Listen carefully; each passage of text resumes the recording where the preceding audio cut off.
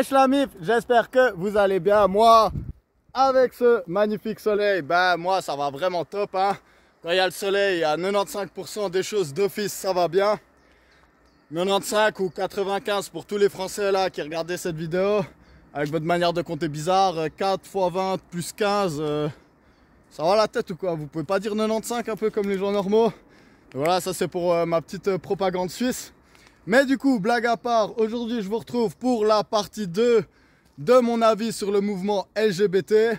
Aujourd'hui, comme promis dans la dernière vidéo, qu'évidemment je vous invite à aller regarder si vous ne l'avez pas encore fait, parce que je pose les bases sur vraiment qu'est-ce que je pense du L, lesbien, du G, gay, du B, bisexuel et du T, transsexuel.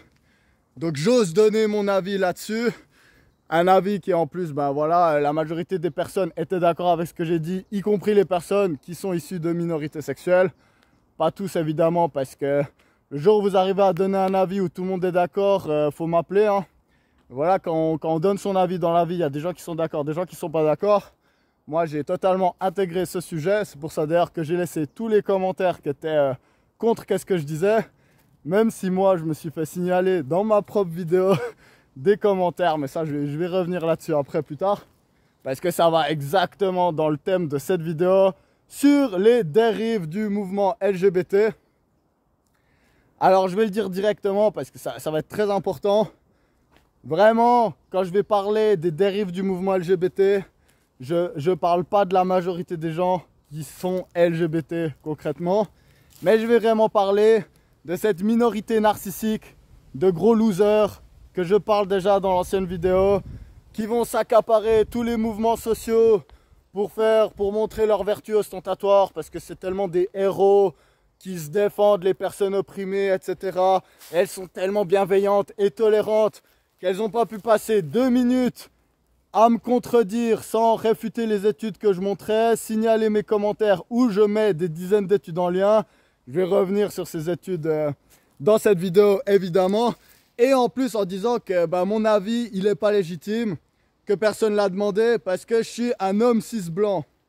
Donc là on voit bien le summum du progrès hein. Donc évidemment ces personnes qui font un formidable travail justement pour se battre contre les préjudices et tout. Forcément ils ont raison hein, c'est vrai, juger de la pertinence de quelqu'un de parler pour sa couleur de peau, son sexe et puis le fait qu'il s'attribue le même genre que son sexe, on le sait, c'est le summum du progrès hein. Donc il n'y a surtout pas de contradiction là-dedans, il ne faut pas les questionner hein, parce que attention, les préjudices c'est contre la loi. Donc si vous n'êtes pas d'accord avec eux, d'abord ils font semblant d'être bienveillants, après ils vous menacent avec la loi et puis après ils vous traitent de tous les phobes et tout. Mais du coup, moi, tout ça, ça m'a fait vraiment me remettre en question. Et puis, je me suis quand même dit qu'ils avaient du vrai. Il y a du vrai dans ce qu'ils disent, en fait. C'est vrai. Qu'est-ce qu'un homme blanc, il peut avoir un avis sur quelque chose? Je veux dire, c'est quand même vrai. Je me suis regardé dans la glace et je me suis dit, mec, faut que tu acceptes ta situation. T'es un homme blanc, t'as pas le droit d'avoir un avis. Puis là, en fait, j'ai fait un rêve la nuit. J'ai eu une épiphanie. C'est venu comme ça. D'un coup en fait, et en fait j'ai tout compris, tout a eu un sens. J'ai compris pourquoi j'avais un avis sur ces sujets, et pourquoi je me disais que j'étais légitime d'en parler. Puis en fait, je voulais vraiment remercier ces personnes qui ont commenté tout ça dans la dernière vidéo, parce qu'ils m'ont fait réaliser quelque chose de vraiment crucial en fait. Et vraiment, je suis épanoui depuis que je suis devenu au clair avec ça. En fait, je suis pas un homme blanc, mais je suis une femme noire lesbienne. C'est clair, c'est clair, ça m'a frappé d'un seul coup en fait.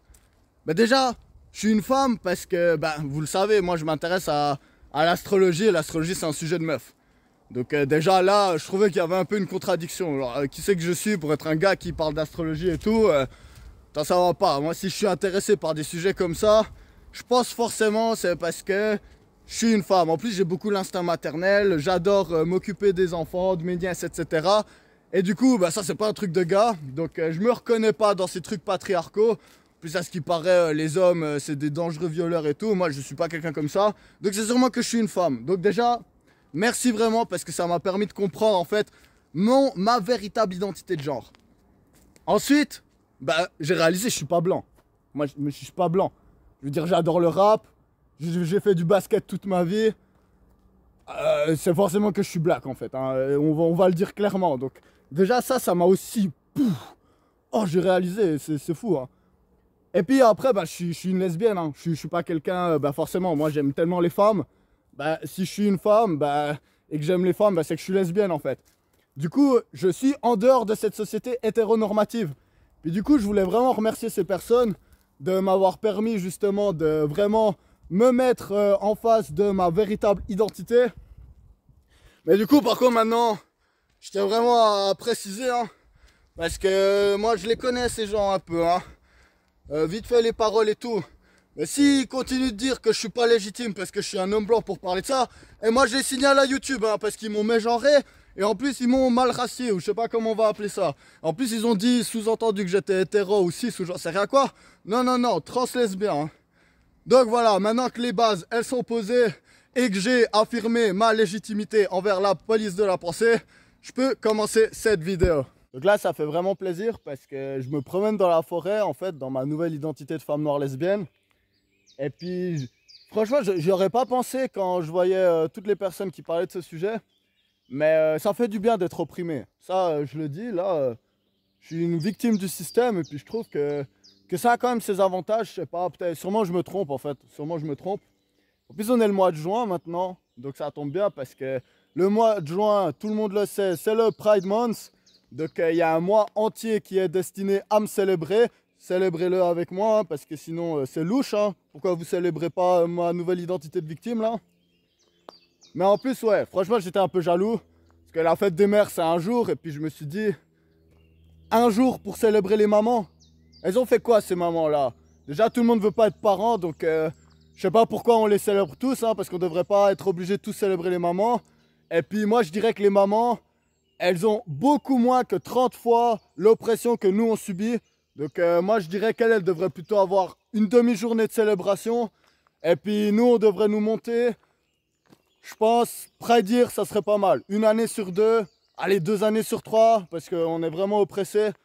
Ça serait bien qu'on fasse la prédire, parce que là, quand même, faut pas abuser, là, faut pas abuser. Maintenant, vous inquiétez pas, je suis dans la team, là, je suis avec vous, donc il n'y a pas de souci, hein, moi, je vais revendiquer pour nos droits. En plus, c'est pas mal, parce que avant j'ai croisé un type qui se baladait comme ça, puis je suis allé lui gueuler dessus. Affirme mon identité, affirme mon identité! Puis ça tombait bien parce que c'était un homme blanc. Du coup, j'ai pu lui tirer des fucks et puis l'insulter et tout. Quelle merde ce gars. Sûrement un vecteur du patriarcat. Donc franchement, là, je m'amuse bien dans ma nouvelle identité. Ça fait vraiment plaisir, hein. Donc ça, c'est clair.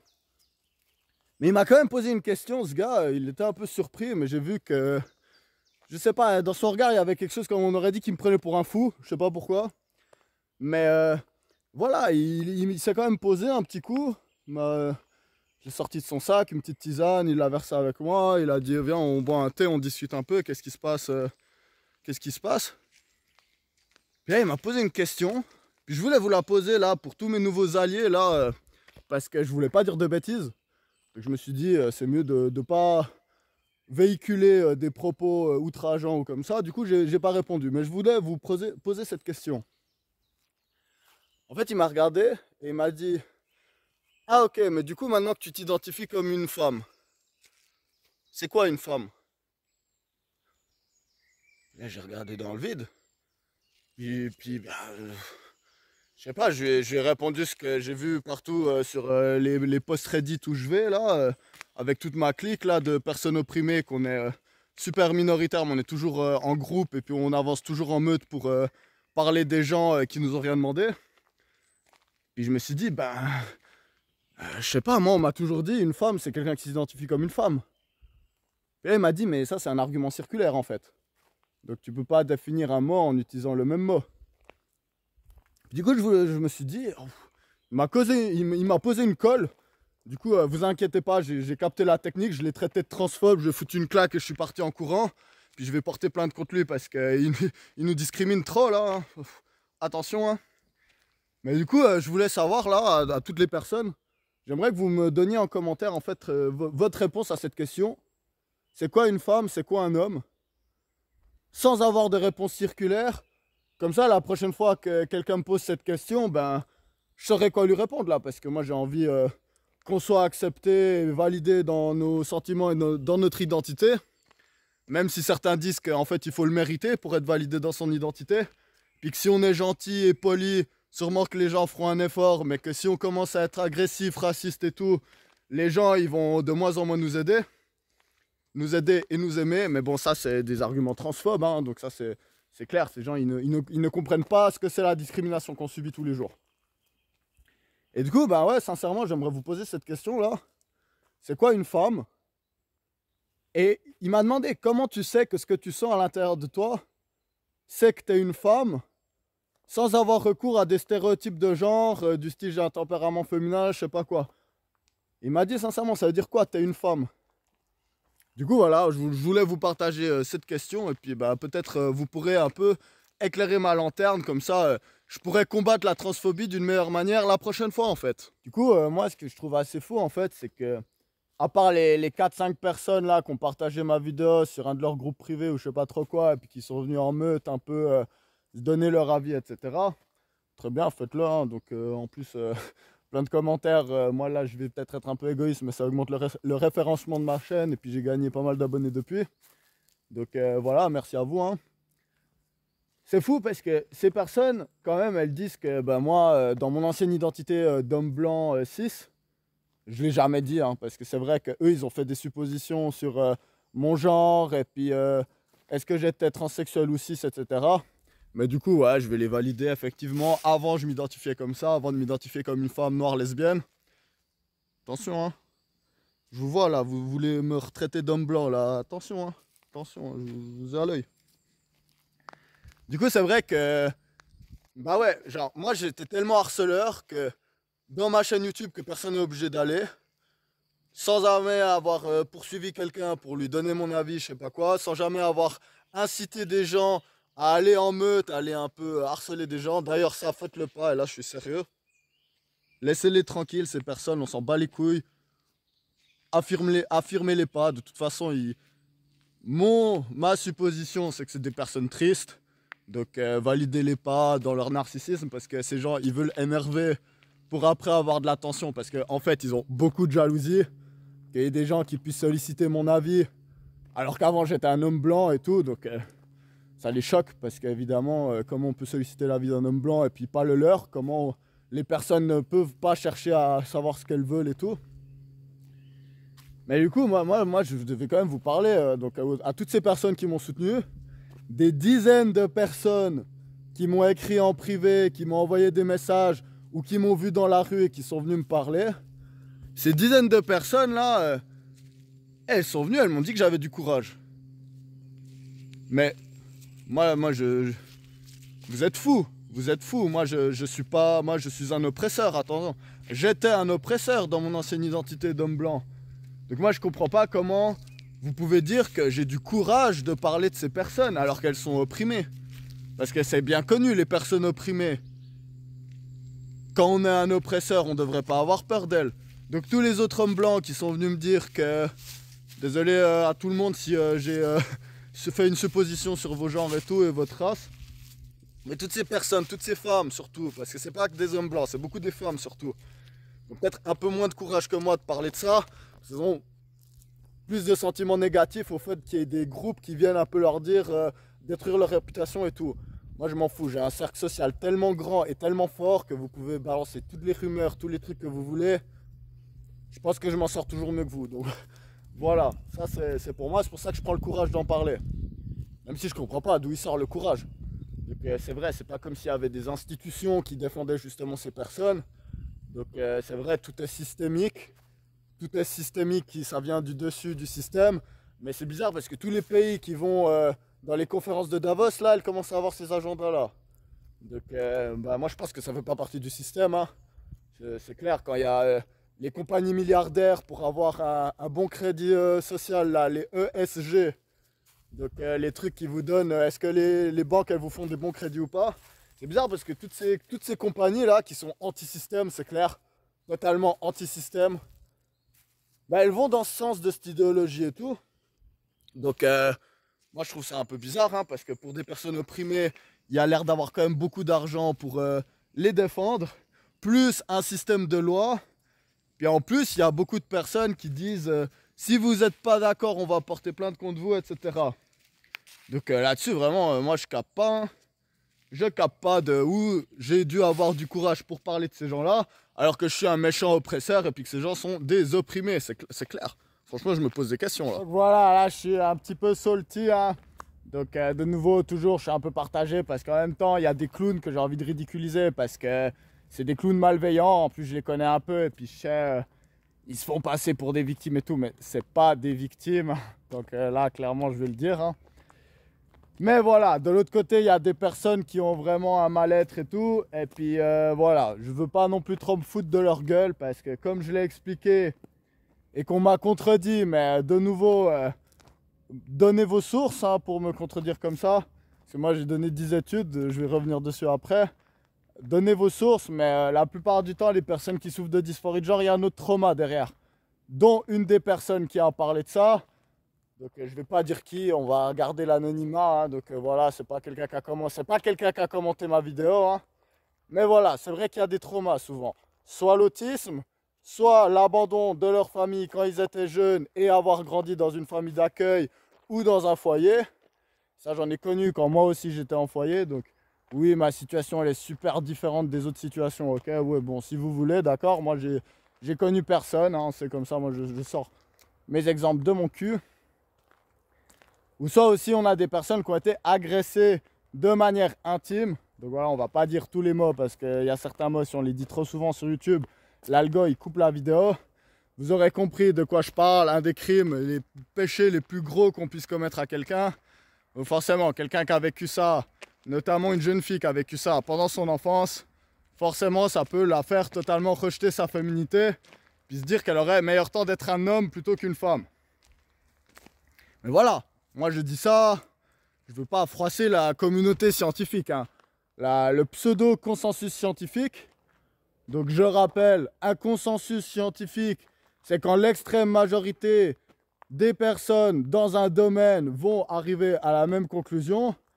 Donc par exemple, si je vous parle de la conductivité du cuivre, donc la capacité du cuivre à transmettre un courant électrique, il y a consensus scientifique parce que même moi dans mon petit labo, je peux sortir mon alimentation 1 voltmètre, 1 ampèremètre, etc. Je fais passer 5 volts dans un fil de cuivre dont je connais le diamètre. Je peux vérifier combien de courant il y a et je peux arriver à une conclusion.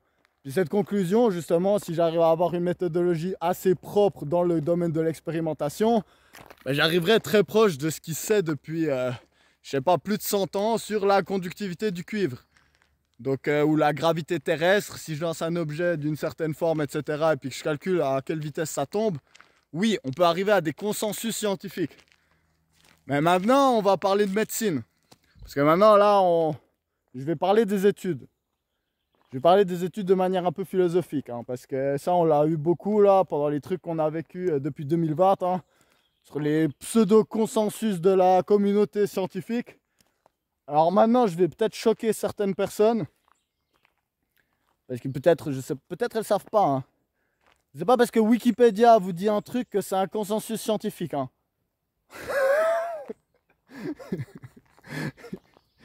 Donc voilà, désolé de casser votre petit monde là. Mais dans le domaine de la psychologie et dans le domaine de la médecine, il n'y a pas de consensus scientifique. Dans aucun sujet, il y a des consensus scientifiques. Pourquoi ? Parce que la psychologie et le corps humain, c'est des organismes tellement plus complexes que juste calculer le courant qui passe dans un fil conducteur, qu'il n'y a pas de consensus scientifique. Les études, elles sont faites, elles sont défaites, elles sont montées, elles sont démontées. Il y a des contre-études. La méthodologie de ces études est extrêmement compliquée, surtout quand il y a une part de subjectivité, notamment par exemple quand on parle de bien-être. Donc aucune étude sur le bien-être est consensuel parce qu'il faut déjà s'appliquer sur une méthodologie. Qui c'est qui définit le bien-être? Est-ce que c'est la personne elle-même? Est-ce qu'on peut vraiment accepter la pertinence des avis d'une personne? Donc ça, par exemple, je parle sur l'astrologie souvent. Hein. Donc il n'y a aucune étude consensuelle sur l'astrologie. Pourquoi? Parce que c'est compliqué de mettre une méthodologie exacte. C'est quoi la personnalité? C'est quoi le tempérament? C'est quoi qu'on étudie précisément? Comment on fait pour étudier ces choses? Puis du coup aussi pour qu'il y ait un consensus scientifique, il faut que ce consensus il soit établi depuis longtemps. Il faut m'expliquer comment dans le cas de la transidentité et des opérations médicales et puis hormonales et tous ces trucs là-dessus, on a assez de recul en fait, alors que c'est quelque chose de totalement nouveau, donc ça fait même pas 2 générations qu'on pratique ce genre d'opération. Comment on peut avoir un consensus? Donc expliquez-moi là-dessus déjà, de base. Même si tout le monde était d'accord, même si tous les scientifiques étaient d'accord, c'est la même chose que le truc là, qu'on nous a dit que si on le prenait pas, on était des fachos, et qu'on a dit c'est safe, vous inquiétez pas. Le truc ça a été inventé il y a 6 mois, et puis ils arrivaient déjà à dire qu'il y avait un consensus scientifique, dans 50 ans ça ne causerait pas de problème. Ça c'est des arguments fallacieux en fait. On peut pas savoir qu'est-ce qui va... Par définition booléenne, on peut pas savoir ce qui va se passer dans 50 ans d'un truc qui a été inventé il y a 6 mois.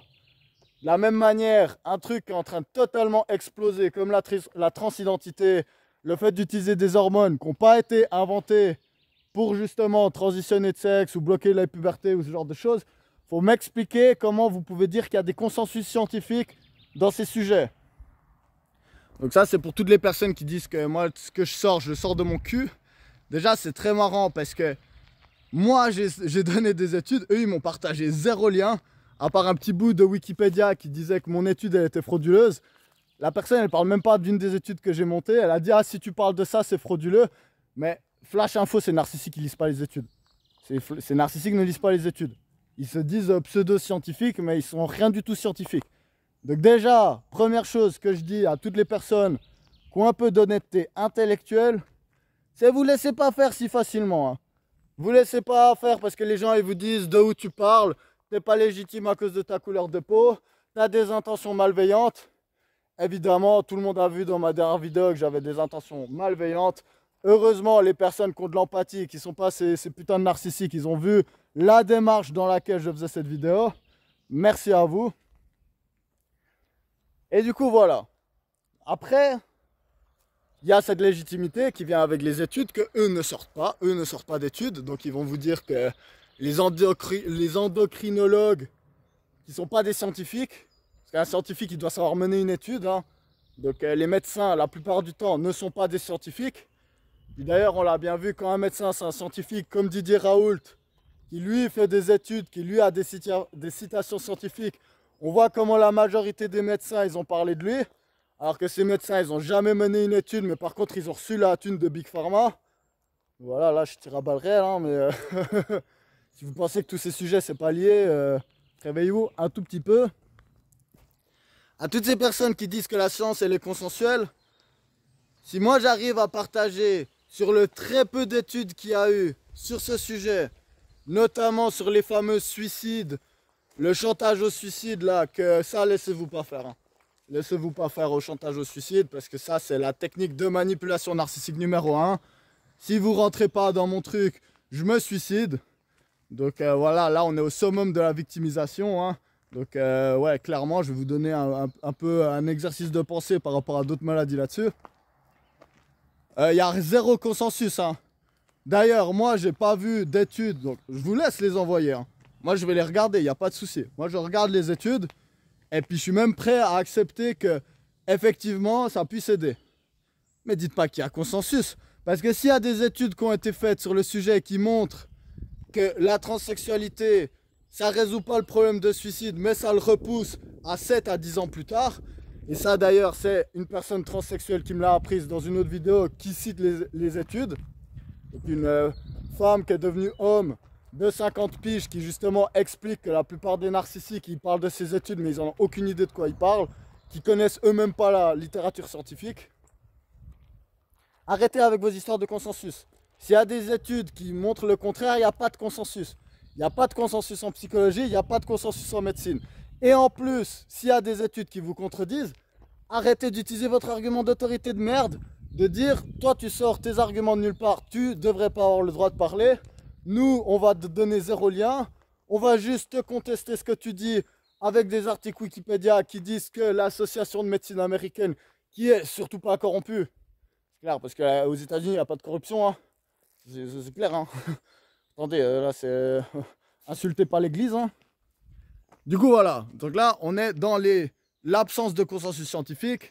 Je voulais démonter cet argument parce que c'est très important. Laissez-vous pas bully par ces personnes à vous dire...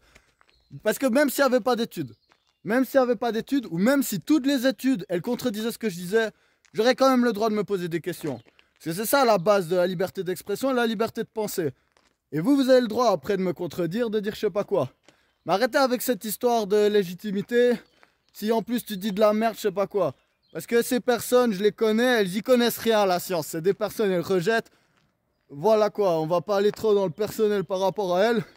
Mais c'est important que vous sachiez, laissez-vous pas bully sur ces choses. Donc voilà, là je voulais passer un petit moment de la vidéo à vous montrer mes sources. Donc je vais pas trop m'attarder là-dessus. Donc déjà je vous mets le lien, donc vous pouvez aller cliquer partout. Vous pouvez mettre des pauses si vous voulez lire, mais moi je vous invite à aller cliquer sur les liens. Donc ça parle justement de la dysphorie de genre chez les jeunes. Ça parle des études qui ont été faites sur le suicide. Et donc il y a plusieurs études qui montrent justement qu'il n'y a pas consensus sur le fait que sans bloqueur de puberté ou opération, ce genre de choses, les jeunes vont se suicider. Donc là, c'est important que je le dise. Et il y a même une petite vidéo. Et puis, ça va parler du reste. Donc je vous invite vraiment à aller checker ça. 18h18, il n'y a pas de hasard dans la vie. Touchez votre bout de votre nez. Mais du coup, voilà, je vous montre un peu les liens que j'ai. Je vous invite à partager vos liens à vous. Mais en tout cas, ça, c'est pour démonter l'argument du consensus scientifique. Donc non, je ne me base pas sur une étude qui est justement fausse. Il y en a plein. Donc je vous laisse commenter, contre-commenter et checker ça.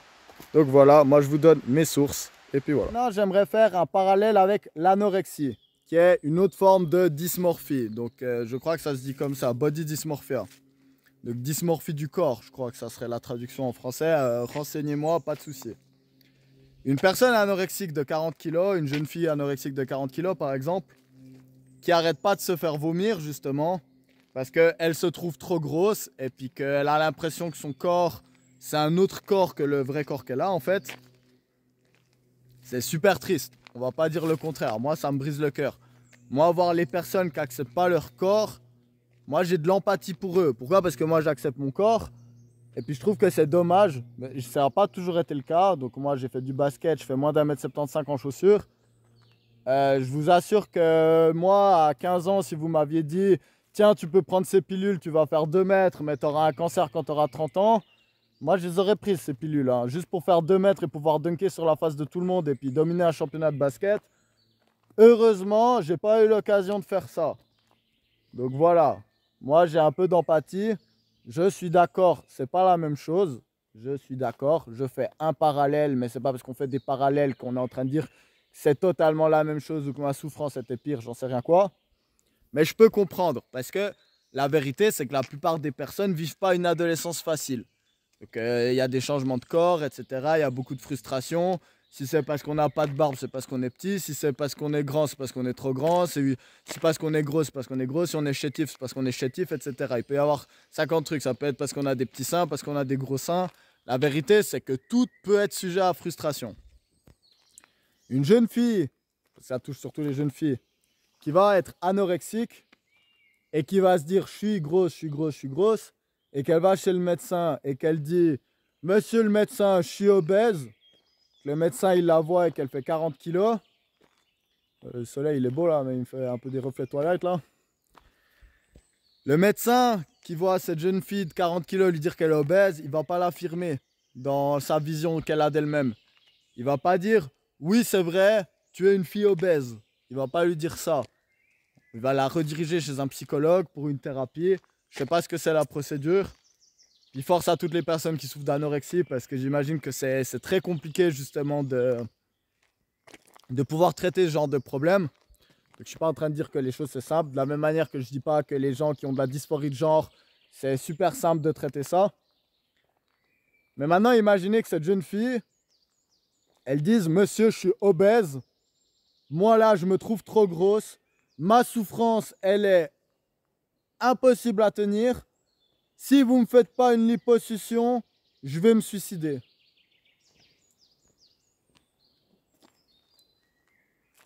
Je vous laisse réfléchir un peu là-dessus.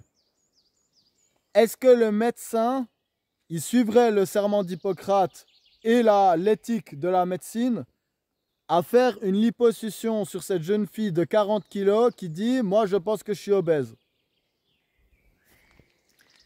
Et là, je pose vraiment la question, pourquoi la dysphorie de genre, on le traite différemment de ça?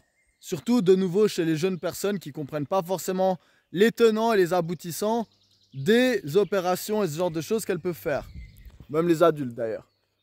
Donc, j'aimerais bien que vous m'expliquiez, en fait, pourquoi on traite ça de manière différente, ou que les personnes boulimiques, ou que ce genre de personnes, justement. Ou que moi qui dirais, moi j'ai un problème, je fais 1m75, mais moi je m'identifie comme un basketteur de 2m10.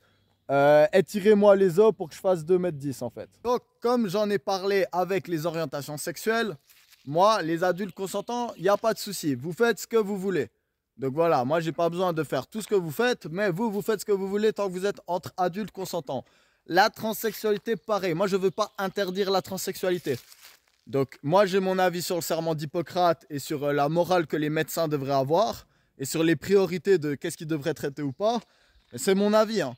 Donc voilà, vous faites ce que vous voulez. Si vous voulez dire que ce qui vous a sauvé la vie, c'est de vous enlever le torse, ou ce qui va vous sauver la vie, c'est de vous prendre un bout d'avant-bras pour vous le mettre entre les jambes, ou alors vous coupez votre sexe pour faire une plaie qu'après vous devrez toujours ouvrir parce que le corps humain, une plaie, il essaie de la refermer de base, ça c'est la base de l'homéostasie.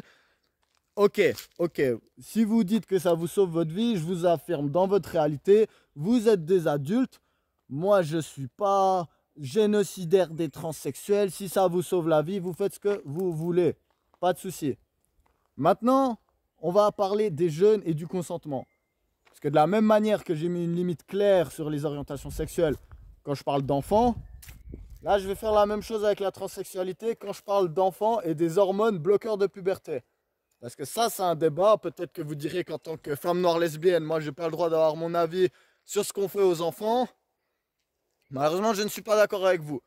Donc, de la même manière que pour moi, c'est bien qu'on mette un peu en cause les valeurs établies, donc notamment chrétiennes ou monothéistes ou toutes ces choses. Donc, j'ai pas de souci avec ça. De nouveau, moi, j'ai pas de problème avec l'homosexualité, même si j'ai beaucoup d'amis conservateurs qui vont dire que c'est haram ou je sais pas quoi. Faites ce que vous voulez. Maintenant, j'espère que les personnes qui sont pas d'accord avec moi sur ce genre de sujet, on arrive quand même à se mettre d'accord que si là, je viens vous dire que cette petite fille de 8 ans qui est vers moi, elle est amoureuse de moi et puis que du coup, j'ai le droit de lui faire ce que je veux parce qu'elle est consentante. Et puis que si vous n'êtes pas d'accord avec le fait que je fasse des trucs à cette petite fille de 8 ans, je vais me suicider et elle aussi, elle va se suicider. Hein. J'espère que... J'espère, mais le problème c'est que je ris un peu jaune parce qu'au fond, avec ces postmodernistes, des fois on se pose des questions s'ils ont même ces limites-là en fait. J'espère que vous êtes d'accord pour dire que c'est un sujet de société et puis que ça touche pas que les personnes concernées parce que là on est en train de parler d'enfants qui n'ont pas la capacité de discernement de comprendre les tenants et les aboutissants que c'est de coucher avec un homme ou une femme adulte quand vous êtes un enfant. Donc voilà, maintenant que ça, j'espère que c'est établi. Je vais vous parler de pourquoi moi ça me dérange un peu ce genre de sujet quand on parle des jeunes. Surtout des jeunes adolescents. Parce que là c'est de ça qu'on parle. Parce que c'est de ça que moi je parle précisément. Parce que de nouveau, ce que vous faites dans vos vies d'adultes, vous faites ce que vous voulez. Si vous voulez vous stériliser, vous faire des opérations chirurgicales et tout, vous avez le libre arbitre, c'est comme ça. On est venu sur Terre pour faire le libre arbitre. On a même le libre arbitre de pécher ou de faire le bien ou ce que vous voulez. Vous faites ce que vous voulez. Moi, je me fais pas de tatouage. Moi, je suis assez contre les tatouages. En plus, je trouve ça moche. Désolé, hein, désolé, parce que là, je pense que plus de la moitié de mes abonnés sont tatoués. Mais voilà, c'est mon avis personnel. Moi, je me tatouerai jamais. Ça ne veut pas dire que je suis contre les tatouages. Vous faites ce que vous voulez. Vous faites ce que vous voulez avec votre corps. Hein. Je suis contre les opérations pour avoir des plus gros seins. Je suis contre la chirurgie esthétique. Vous faites ce que vous voulez en tant qu'adulte. Que ce soit clair. Maintenant, je vais finir cette partie 2 parce que comme ça, elle sera un peu plus courte. Et puis, je pourrais faire la partie 3 un peu plus tard. Je vais finir cette partie 2 sur le consentement des jeunes à toutes ces chirurgies et tous ces traitements hormonaux qu'on leur donne. Contrairement à ce qu'on dit sur le pseudo-consensus scientifique dont j'ai parlé avant, il y a beaucoup d'études scientifiques qui montrent, je dis beaucoup, il y en a une en tout cas que je vais citer, peut-être il y en a plusieurs, je ne connais pas toutes les études, mais en tout cas je vais vous parler d'une étude qui montre que 90% des personnes, 90% des personnes qui souffrent de dysphorie de genre à leur adolescence, quand elles ont fini leur puberté, elles réalisent qu'en fait elles étaient homosexuelles et elles sont très contentes de ne pas avoir transitionné et elles finissent par être contentes d'avoir un corps de femme ou un corps d'homme. Donc aujourd'hui, on est en train de mettre une pression de nouveau au nom du suicide qui n'est pas soutenu par la littérature scientifique, contrairement à ce que les idéologues disent. On est en train de mettre une pression au suicide sur les parents. Alors on va me dire que ça n'existe pas, on va gaslighter, dire que ça n'existe pas, qu'on ne fait pas ça sur les jeunes, que c'est surtout pas en train d'arriver à une vitesse grand V en interdisant les thérapies de conversion et ce genre de trucs, et en mettant le fait de renier ce genre de choses dans les thérapies de conversion. On va pas me dire en fait que la puberté, parce que l'argument ça va être souvent quelque chose comme ça. L'argument ça va être, si vous laissez votre enfant faire la puberté, la mauvaise puberté, donc une puberté qui va le transformer en homme ou en femme, il faut mettre un terme à ça, le bloquer, le temps qu'il puisse y réfléchir, sinon il va se suicider. C'est faux, c'est faux. La puberté, c'est dans 90% du temps, putain je me matrix avec vous les Français là, vous êtes trop à me suivre dans ma chaîne, maintenant je commence à parler comme vous. Dans 90% des cas, la puberté c'est justement ce qui soigne la dysphorie de genre. Et voilà, pour ceux que ça n'a pas soigné, après on peut penser à ce qu'ils font en tant qu'adultes. Mais du coup, pousser les jeunes, les orienter vers justement des traitements hormonaux, que je le rappelle, parce que j'en ai parlé avant, ils n'ont pas été faits pour bloquer la puberté dans ce genre de cas. Ils ont été faits par exemple pour les personnes qui ont des cancers dans les zones justement sexuées, par exemple les testicules, la prostate, les trompes de Fallope, ce genre de choses, si je ne dis pas de bêtises. C'est pas le plus important dans l'argument. Ou par exemple le Luprom, donc quelque chose qui va couper la testostérone. À la base, ça a été fait pour castrer les pédophiles. Donc voilà, ces médications, elles n'ont pas été faites pour ça. C'est pour ça que, en tout cas aux États-Unis, maintenant, alors là-dessus, je le dis sans déconner, les personnes qui ont fait les transitions, j'aimerais bien que vous me dites c'est quoi le procédé justement qu'il y a ici par rapport à la transition. Parce que là, oui, je vais quand même être un peu nuancé dans mon propos. Il me semble effectivement qu'en Europe, encore aujourd'hui, c'est pas si simple que ça qu'on nous donne des bloqueurs de puberté, qu'on nous fasse des opérations de changement de sexe, ce genre de choses, quand on est jeune. Oh mon Dieu, je suis d'accord avec vous. Oui, c'est pas simple. Donc ça, j'en suis conscient. C'est pas, je vais pas rentrer dans cet extrémisme puritain américain de dire que on essaye de convertir tous les enfants, etc. Maintenant, même si c'est compliqué, et je pense que c'est une bonne chose, c'est compliqué, parce que pour faire très simple, je pense pas qu'un enfant de 12 ans, il peut comprendre justement qu'est-ce que ça veut dire se stériliser en prenant des hormones, qu'est-ce que ça veut dire de vivre avec des cicatrices toute sa vie sur le torse, qu'est-ce que ça veut dire de changer de sexe, ce genre de choses. Je pense pas qu'il y a de perdre la sensation sexuelle, donc parce que souvent ces hormones, elles vont notamment mettre un terme à la puberté. Du coup, ça peut faire que les hommes, s'ils changent d'avis après, ils garderont un micro-pénis, ils seront tout petits. Ça peut faire que les femmes, elles vont avoir une voix super grave. Ces cas, ils ne sont pas courants en Europe. Ça, je suis d'accord avec vous. Mais aux États-Unis, ça commence. Et au Canada, ça commence à exploser. Donc, je vais mettre une interview de nouveau que j'ai déjà mise dans la première partie de Chloé Cole, justement. Une personne, une femme qui pensait que c'était un homme parce qu'elle était autiste et puis qu'elle ne s'identifiait pas avec son groupe. Elle a commencé les traitements hormonaux, elle a commencé des opérations, elle a regretté, elle a changé et maintenant, à vie, elle aura des scarifications par rapport à ça, une voix grave. Elle a expliqué que ça lui a totalement bousillé sa vie amoureuse, que c'est devenu un fétiche pour les hommes quand elle était au lycée, mais que voilà, elle n'a pas réussi à avoir une sexualité normale dans sa jeunesse. Moi, j'aimerais parler de ça. Puis pourquoi j'aimerais parler de ça? Maintenant, c'est là où il y a le gaslighting. Oui, le gaslighting, ça serait de dire on essaie de convertir tous vos enfants, même en Europe, blablabla. Oui, ça serait faux aussi de ma part de le dire. Oui, je pense que c'est compliqué pour des jeunes, justement, de prendre des décisions autant sévères qui vont les affecter tout le reste de leur vie. Notamment le fait de savoir s'ils veulent des enfants ou pas. Parce que là-dessus, on va le dire... La plupart des gens à 20 ans aujourd'hui, ils veulent pas d'enfants, mais tout d'un coup, ils en ont 30 et ils commencent à dire « Ah, Peut-être qu'en fait, ma vie, ça serait bien que je laisse quelque chose de plus important que moi par la suite, en fait, plutôt que juste faire la fête, des voyages, etc. J'aimerais finir ma vidéo là-dessus. Pourquoi est-ce qu'on n'a pas le droit de parler de ce sujet? Parce que clairement, on va dans une direction sociétale.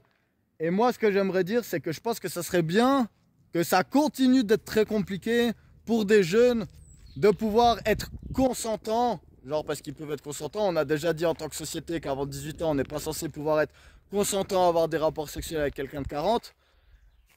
Moi, je pense que c'est encore plus grave pour la même personne de se dire, ok, est-ce que vraiment je vais être consentant à commencer ce processus-là? Et voilà. Moi, je vais finir cette vidéo là-dessus, cette partie 2 là-dessus.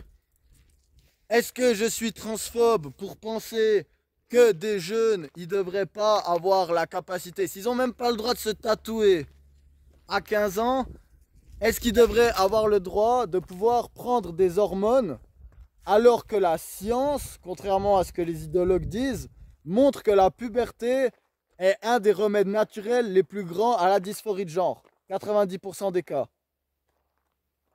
Je vous laisse réfléchir là-dessus. On se retrouve bientôt pour la partie 3 où je vais plus me concentrer sur la psychologie wokiste, justement. Revenir sur quelques études. Accepter le feedback qu'on va me donner. Donc, de nouveau, si vous n'êtes pas d'accord avec moi, vous pouvez me traiter de transphobe. Vous pouvez dire que je suis génocidaire ou j'en sais rien quoi, que je parle de pas d'expérience. S'il vous plaît, mettez-moi vos études. Donc, moi, je suis prêt à les intégrer dans les prochaines vidéos, à les comparer, à en discuter. Donc voilà, moi j'ai dit qu'il y aurait 2, 3, 4, 5, 10 parties. Encore une fois, je réitère mon invitation parce qu'il y en a des là qui ont commenté, ils vivent pas si loin de chez moi. Si vous voulez venir discuter avec moi, donner un avis contraire et profiter de ma plateforme pour pouvoir justement parler de votre idéologie ou de votre cas de santé ou j'en sais rien comment vous voulez l'appeler, si vous êtes froissé que j'appelle ça une idéologie, faites-le. Moi je suis vraiment chaud à justement faire des collaborations. En tout cas, je vous remercie d'avoir regardé cette nouvelle vidéo sur mon avis sur le mouvement LGBT. Encore une fois, je vous remercie pour le soutien écrasement majoritaire qu'il y a sur cette vidéo, même si apparemment c'est parce que vous êtes naïf et vous gobez tout ce que je dis parce que je suis un gourou, etc. Surtout pas parce que vous arrivez à penser à vous-même, surtout pas parce que vous le pensez mais que vous n'avez pas le courage de le dire, parce qu'il y a des bullies comme ces gens justement qui viennent vous traiter de phobe et puis vous menacer de porter plainte pour discrimination, j'en sais rien, parce que vous dites que les jeunes ne devraient pas pouvoir consentir à faire des opérations de changement de sexe. Mais en tout cas, je vous invite à continuer d'être libre dans vos pensées. Et je vous retrouve tout bientôt pour la nouvelle vidéo. Je vous fais des bisous et restez libres. Allez, ciao, ciao.